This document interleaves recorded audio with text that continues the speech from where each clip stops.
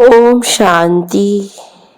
बाबा कहते हैं विकारों का दान ही सबसे बड़ा दान है। दुनिया में बहुत से प्रकार के दान होते हैं, लेकिन सबसे बड़ा दान है विकारों का।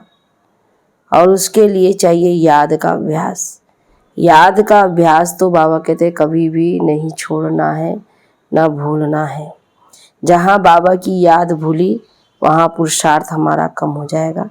इसलिए याद का अभ्यास निरंतर ही हमारा चले रहना चाहिए, कम नहीं होना चाहिए।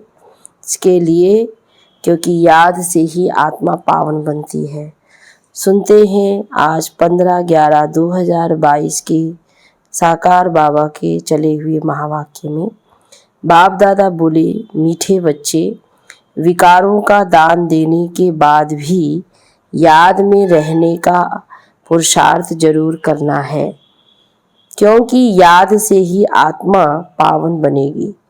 प्रश्न में तख्त नसीन बनने व रुद्रमाला में पिरोने की विधि क्या है?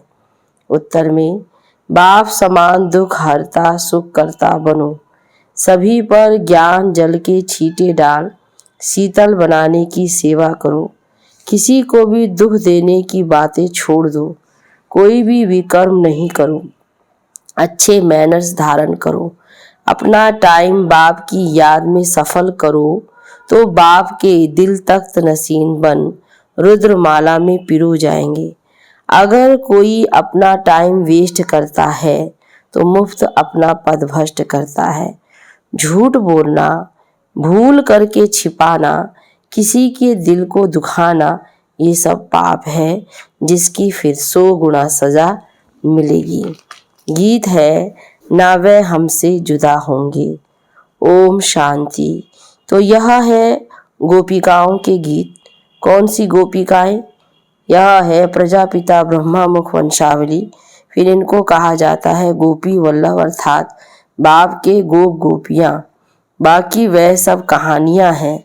यह तो समझने की बात है कि बरोबर जब तुम ईश्वर के बनते हो तो आसुरी विकारी संप्रदाय दुश्मन बनते हैं। हंस और बगुले इकट्ठे रह ना सके। हंस थोड़े होते हैं, बगुले तो बहुत करोड़ों की अंदाज में हैं। तुमको गृहस्थ व्यवहार में रहते कमल फूल समान पवित्र रहना है। इसका गायन भी है। गृहस्थ व्यवहार में रहते पवित्र रहो। हाँ, विघ्न तो बहुत पड़ेंगे। आधा कल्प के पतित हैं, वे इतना जल्दी पावन नहीं बनते। विकार के लिए कितनी कश्मकश चलती है। अबलाओं पर अत्याचार होते हैं। तब तो द्रौपदी ने पुकारा है। तो द्रौपदी एक नहीं, इस समय सब द्रौपदियाँ और दुशासन हैं। चीर उतारते हैं। ये है ही पतित विकारी दुनिया। और सतयुग को कहा जाता है वाइसलेस दुनिया। यह है विशस दुनिया, रावण राज्य। इस दुनिया में कितना दुख है, रोना पीटना, लड़ाई झगड़ा क्या लगा पड़ा है। जब नई दुनिया में देवताएं राज्य करते थे तो पवित्रता सुख शांति थी। अशांति वाले कोई धर्म नहीं थे। अभी तो अशांति फैलाने वाले कितने धर्म हैं। तुम फिर सिद्ध कर बतलाते हो सबसे पुराना दुश्मन है रावण, जिसने भारत को कौड़ी जैसा पतित बनाया है। तो बाप बैठ कर्म आकर्म विकर्म की गति समझाते हैं। रावण राज्य में कोई कितना भी दान पुण्य करे, यज्ञ जब तब करे तो भी नीचे उतरते ही हैं। जिसको दान करते वह भी विकारी पाप आत्मा है। विकर्म करते करते अब सिर पर बहुत बोझा है। तुम्हारी आत्मा जो सतो प्रधान थी सो अब तमो प्रधान बन पड़ी है। यह सब बाप समझाते हैं। कल्प पहले मुआफिक बाप ही आकर कल्प कल्प हमको देवता बनाते हैं। सहज राजयोग और ज्ञान सुनाते हैं। अपने को आत्मा समझ बाप को याद करो। यह तो सहज है ना। सब कहते हैं कि हे भगवान आओ, हम पतितों को आकर पावन बनाओ। तो पतित पावन बाप ही ठहरा। तुम जानते हो बाप हमको पावन बनाने का पुरुषार्थ कराते हैं। भल कोई 5 विकार दान में दे देते हैं, परंतु फिर योग भी लगाना है। जन्म जन्मांतर के जो सिर पर पाप है जिससे तुम तमो प्रधान बने हो, वो योग के सिवाय कैसे भस्म होंगे। बाबा कहते हैं याद ही एक आधार है अपने को पापों से मुक्त करने का, इसलिए याद को तो कभी भूलना नहीं। तुम 5 विकारों का दान करते हो कि हम कोई पाप नहीं करेंगे, परंतु जन्म जन्मांतर के जो पापों का हिसाब है, चलो इस जन्म में तो अपना याद करके संकल्प कर रहे हैं, लेकिन जो जन्म जन्मांतर के पाप है वो कैसे चुकत होंगे। तो बाबा ने कहा जो पापों का हिसाब है वह कैसे चुकत होगा, उसकी युक्ति है जहाँ तक जीना है बाप की याद में रहना है। इस याद से ही विकर्म विनाश होंगे, पतित आत्मा वहां जा नहीं सकती। हर एक को अपना अपना पाठ और अपना अपना मर्तबा मिला हुआ है। जैसा मनुष्य का मर्तबा वैसे आत्मा का भी मर्तबा। पहले पहले आत्मा स्वर्ग में आएगी। पहले नंबर में है लक्ष्मी नारायण, उनका सबसे बड़ा पाठ है। ड्रामा में देवी देवता धर्म की आत्माएं सबसे अच्छा पाठ बजाकर सबसे जास्ती सुख भोगती है। फिर सतो रजो तमो में आना है, खाद पड़ती जाती है। अब वह खाद निकले कैसे। सोने को अग्नि में डालने से खाद निकलती है, तो यह योग अग्नि है जिससे ही विकर्म विनाश होते हैं। यह कोई नहीं जानते कि योग अग्नि से विकर्म विनाश हो सकते हैं। बच्चे कहते हैं घड़ी घड़ी योग टूट पड़ता है, हम बाप को भूल जाते हैं। ये माया के विघ्न हैं। विघ्न ना आए, जल्दी योग लग जाए तो जल्दी विनाश हो जाए, परंतु ऐसा हो ही नहीं सकता, टाइम लगता है। जब तक योग लगाते रहो, अंत में फिर कर्मातीत अवस्था होगी, फिर दुनिया भी खत्म हो जाएगी। तुम श्रीमत से रावण पर जीत पाते हो। गीता, महाभारत, रामायण सबसे भक्ति की सामग्री है। बाबा कहता सब में भक्ति की सामग्री है। तुमने संगम पर जो कर्तव्य किया है उसका यादगार यह मंदिर आदि बने हैं। यादगार बनना द्वापर से शुरू होता है। पहले परमपिता परमात्मा शिव का यादगार बनता है, जो आकर पतितों को पावन बनाते हैं। देवताओं की महिमा गाई जाती है। लक्ष्मी नारायण का बड़ा मंदिर है, उन्हों की इतनी पूजा क्यों होती है यह किसको मालूम नहीं है। पूज्य से फिर पुजारी जरूर बनना पड़े। पूज्य है तो प्रारब्ध भोगते हैं। जैसे बड़े राजाओं के जीवन चरित्र गाते हैं, तो सतयुग के पहले नंबर में महाराजा महारानी लक्ष्मी नारायण को जरूर महिमा गाएंगे ना, परंतु वे कैसे बने यह नहीं जानते।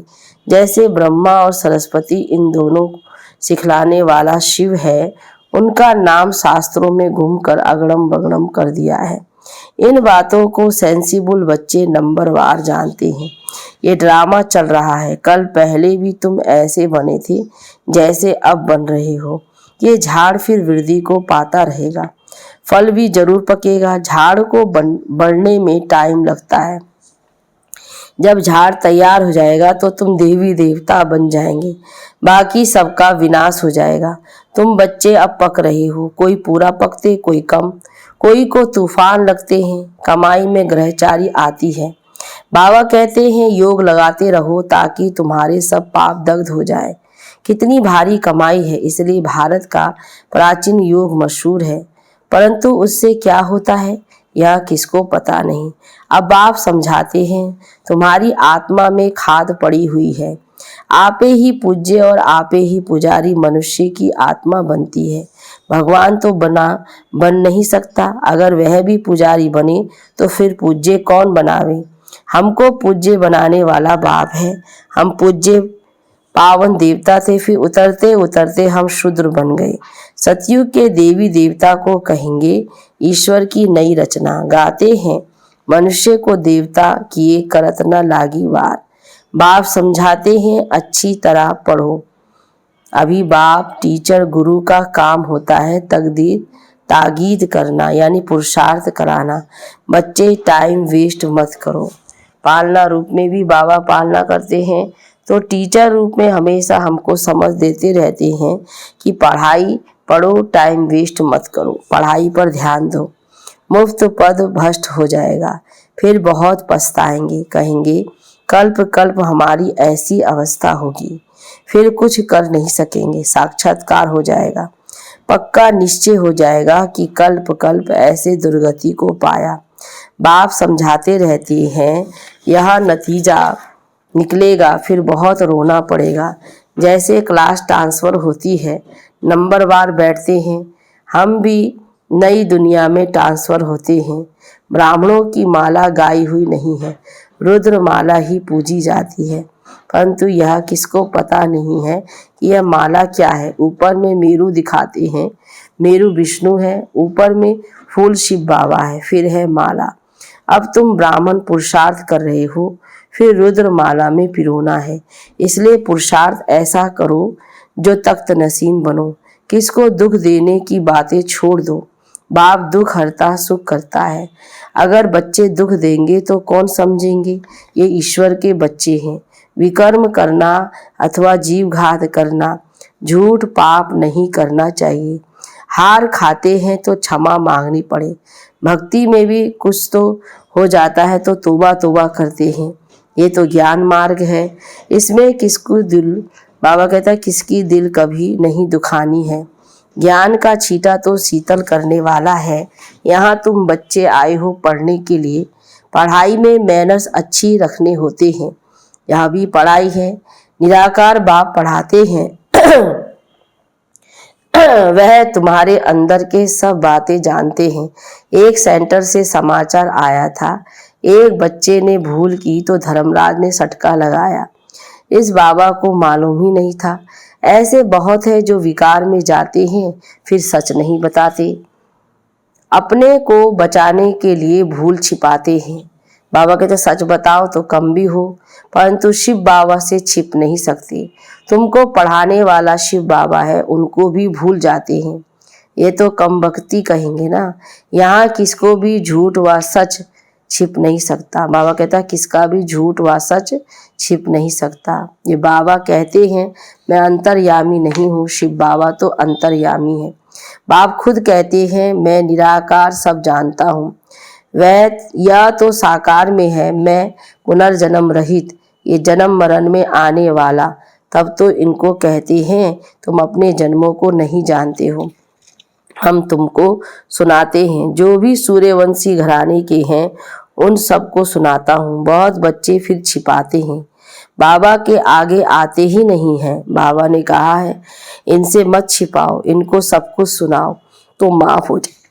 बाबा को इतना विश्वास होता है ब्रह्मा बाबा पर, तो शिव बाबा हमेशा कहते हैं कि कुछ भी बात छिपाओ नहीं, ब्रह्मा बाबा को साफ साफ सच सच से बता दो तो माफ हो जाएगा। बाप के आगे आते ही नहीं हैं, बाबा ने कहा है ना, तो फिर माफ हो जाएगा। फिर भी मेरा बच्चा है, मैं तो सब कुछ जानता हूँ। इनको कैसे पता पड़े, इसलिए सब इनको सुनाओ। आगे जन्म जन्मांतर का हिसाब तो मेरे पास जमा है, बाकी इस जन्म का जो है वह इनको सुनाओ तो मैं भी सुनूंगा। बाकी घर बैठे समझेंगे शिव बाबा तो सब कुछ जानते हैं, नहीं, वह तो भक्ति मार्ग में करते आए हो। अब तो मैं सम्मुख आया हूँ तो बताना पड़े, तब फिर सावधानी भी मिलेगी। बाप तो समझाएंगे, काला मुंह नहीं करना, नहीं तो बहुत सजा खाएंगे। पिछाड़ी का समय बहुत नाजुक होता है, बहुत सजाएं मिलती है। मिसाल भी तुम देखते सुनते रहते हो। पाप कभी भी सर्जन से छिपाओ मत, माफ वह करेंगे यह नहीं। इस समय पाप करने से 100 गुना हो जाएगा। और फालतू झूठ भी मत बोलो। बाबा सब बच्चों को वार्निंग देते हैं। कितनी बड़ी बेहद की यह पाठशाला है। तुम गोप गुप्त वेश में बहुत काम कर सकते हो। समझाएंगे तो दिल में जरूर लगेगा कि बरोबर यह भी गवर्नमेंट है। ये ज्ञान गुप्त है, बीज झाड़ और सृष्टि चक्र को भी जानना है। ये 4 युगों का चक्र है, उन्होंने फिर चरखा रख दिया है। तुम भी बीके पांडव सेना वे कॉट ऑफ आर्मर्स को बाबा कहते ले जाना चाहिए। चरखा चलाने से तथ्य में जयते होगी क्या? यह तो सृष्टि चक्र की बात है। तुमको डरना नहीं चाहिए। गुप्त वेश में तुम कहाँ भी जा सकते हो। बहुरूपी के बच्चे बहुरूपी होने चाहिए ना, परंतु बच्चों की बुद्धि में आता नहीं है। थोड़ा ही सर्विस में खुश हो जाते हैं, दिमाग एकदम आसमान में चढ़ जाता है। बाबा देखता है थोड़ी भी सेवा करते हैं और बच्चों को, कल भी बाबा ने बताया था, अहंकार आ जाता है। तो अर्जुन तो बहुत काम करना है, किस्म किस्म से पुरुषार्थ करना है। बाबा अनेक पॉइंट्स देते हैं। ये ज्ञान यज्ञ तो चलना ही है। हर एक पंथ वालों को बुलाते रहो, राजाओं को भी बुला सकते हो, कॉन्फ्रेंस भी कर सकते हो। जैसा आदमी वैसा वैसा कार्ड छपाना पड़े। आकर समझो ये सृष्टि का चक्र कैसे फिरता है। आओ तो हम आपको परमपिता परमात्मा की और 5000 वर्ष की जीवन कहानी सुनाएं। वंडर है ना। अच्छा, मीठे मीठे सिकी लदे बच्चों प्रति माता पिता बाप दादा का याद प्यार और गुड मॉर्निंग। रूहानी बाप की रूहानी बच्चों को नमस्ते, रूहानी बच्चों की रूहानी बाप दादा को गुड मॉर्निंग। नमस्ते बाबा, नमस्ते। अब है धारणा के लिए मुख्य सार। पावन बनने के लिए जब तक जीना है, माया के विघ्नों की परवाह नहीं करनी है। माया तो आएंगे, बाबा जानते हैं, बाबा समझाते हैं।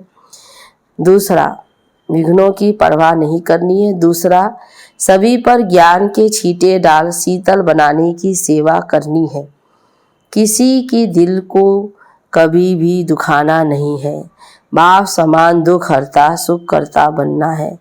वरदान में सोमान में स्थित रह देभान को समाप्त करने वाले अकाल तख्त नसीन अकाल मूर्त भव। संगम युग पर बाप द्वारा अनेक सोमान प्राप्त हैं। रोज एक नया सोमान स्मृति में रखो तो सोमान के आगे देभान ऐसे भाग जाएगा जैसे रोशनी के आगे अंधकार भाग जाता है।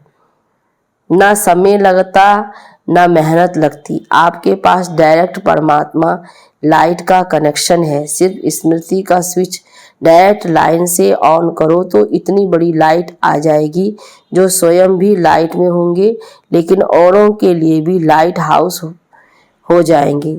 जो ऐसे सोमान में रहते हैं उन्हें ही अकाल तख्त नसीन अकाल मूर्त कहा जाता है। स्लोगन में अपनी स्थिति ऊंची बनाओ तो परिस्थितियाँ छोटी हो जाएगी। बाबा कहते हैं अपनी स्थिति ऊंची बनाओ तो परिस्थितियाँ छोटी हो जाएगी। अच्छा, ओम शांति, ओम शांति, ओम